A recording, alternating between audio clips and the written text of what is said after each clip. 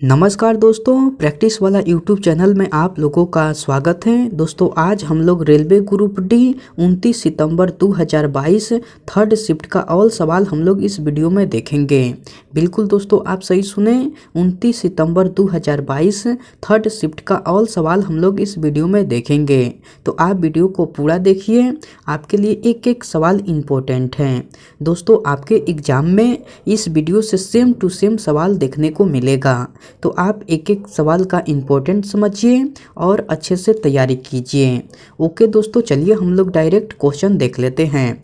Next question कह रहा है कि निम्न में से कौन सा भारत का एक सूक्ष्म वित्त संस्थान है। 4 ऑप्शन दिया गया है, इनमें से आपको चुनकर बताना है कि कौन सा भारत का एक सूक्ष्म वित्त संस्थान है।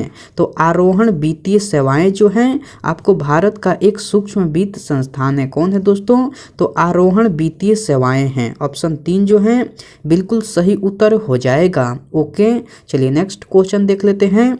नेक्स्ट क्वेश्चन कह रहा है कि उत्तर पूर्वी क्षेत्रीय भाषा केंद्र कहाँ स्थित है। तो उत्तर पूर्वी क्षेत्रीय भाषा केंद्र गुवाहाटी में स्थित है। कहाँ स्थित है दोस्तों? तो गुवाहाटी में स्थित है। ऑप्शन 3 जो है बिल्कुल सही उत्तर हो जाएगा। ओके, चलिए नेक्स्ट क्वेश्चन देख लेते हैं। नेक्स्ट क्वेश्चन कह रहा है कि अवतल दर्पण के लिए अनंत पर स्थित किसी वस्तु का प्रतिबिंब डैश पर स्थित होता है।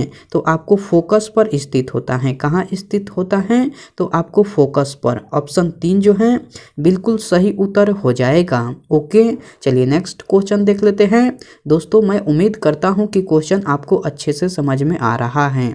दोस्तों अगर आपको वीडियो पसंद आती है तो आप इस वीडियो को लाइक कर दीजिए और कमेंट करके बताइए कि वीडियो आपको कैसे लगी।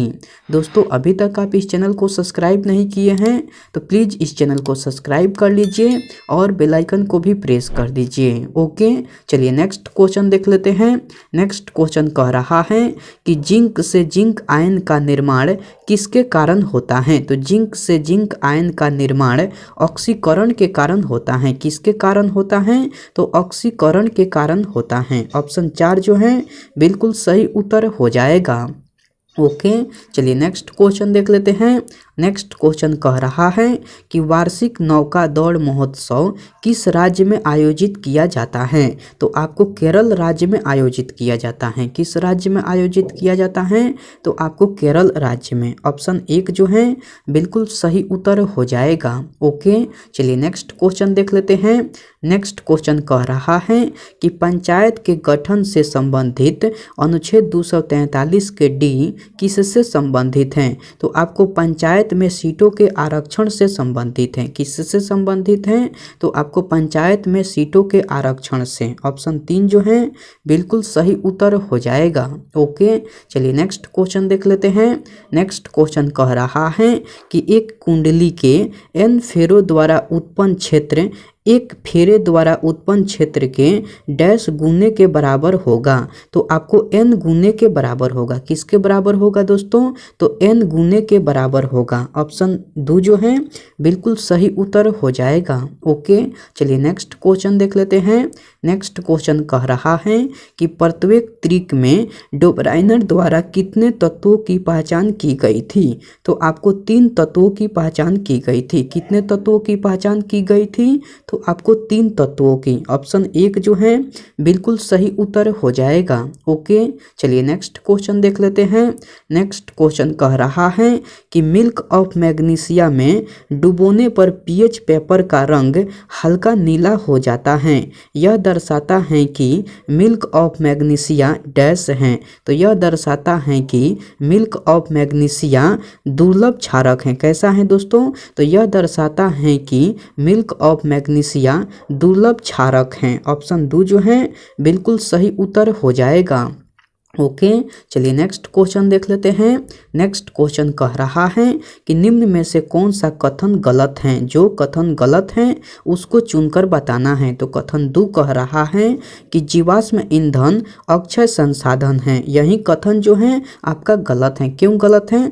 क्योंकि जीवाश्म ईंधन अक्षय संसाधन नहीं है, जबकि इस कथन में कह रहा है कि जीवाश्म ईंधन अक्षय संसाधन है, इसीलिए यह कथन गलत है। तो ऑप्शन 2 जो है बिल्कुल सही उत्तर हो जाएगा। ओके, चलिए नेक्स्ट क्वेश्चन देख लेते हैं।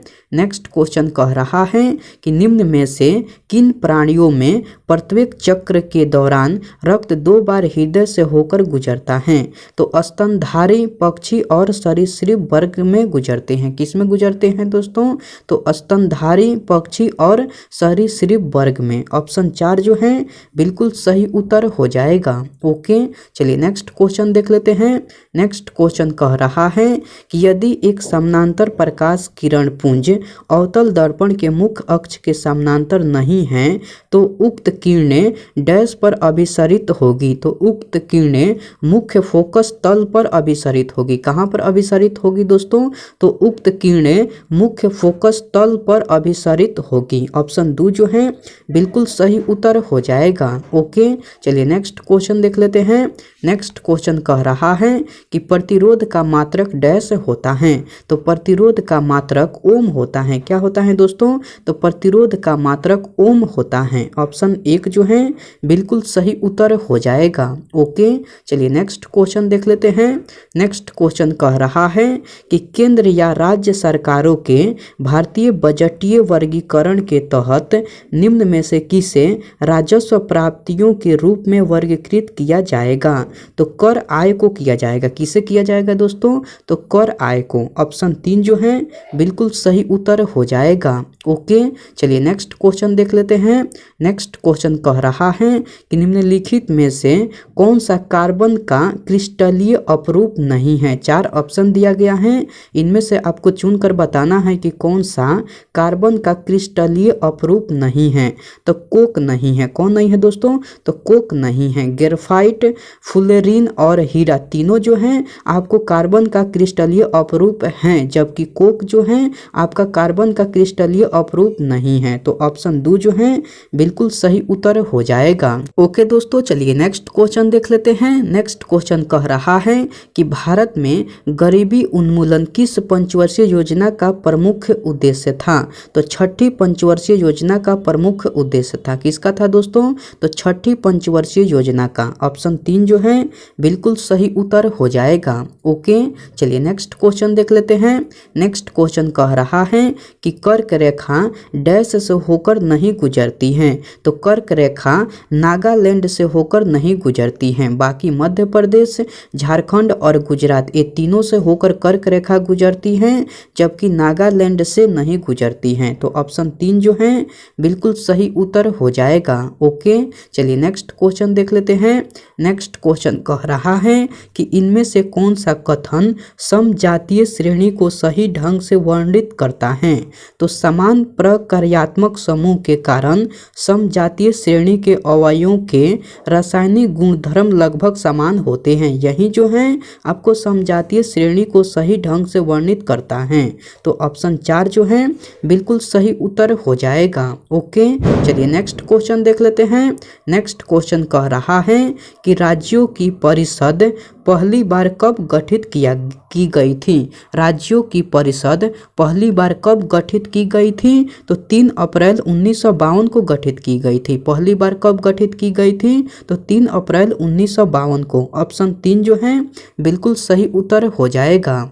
ओके, चलिए नेक्स्ट क्वेश्चन देख लेते हैं। नेक्स्ट क्वेश्चन कह रहा है कि निम्न में से कौन सा यौन संक्रामक रोग हमारे प्रतिरक्षा तंत्र को प्रभावित करता है? तो HIV एड्स करता है। कौन करता है दोस्तों?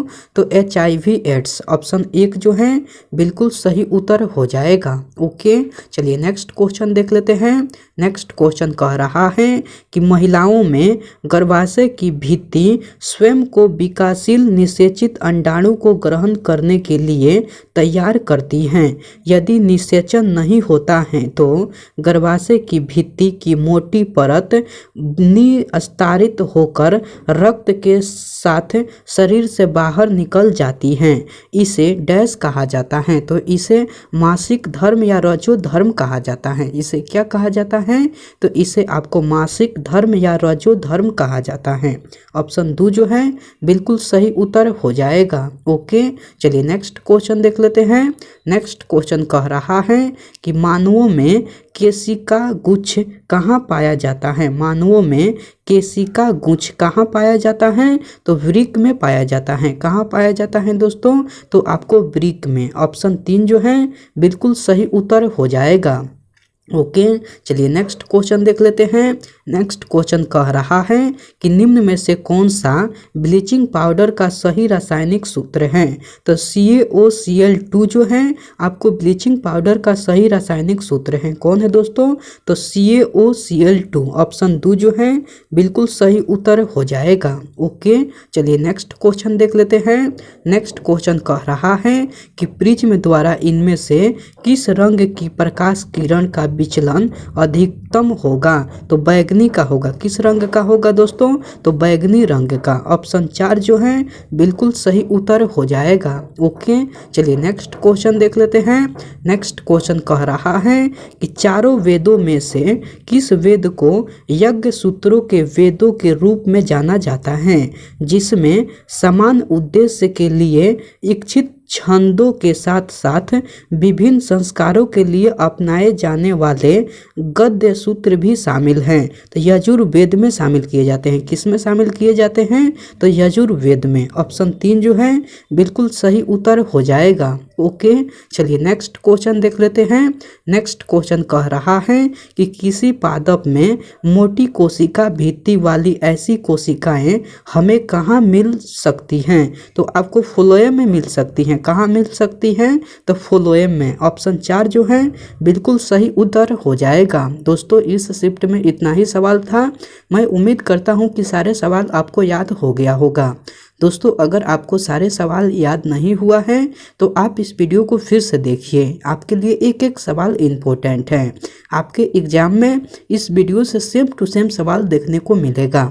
ओके, मैं आपसे नेक्स्ट वीडियो में मिलता हूँ। तब तक के लिए टेक केयर दोस्तों एंड बाय।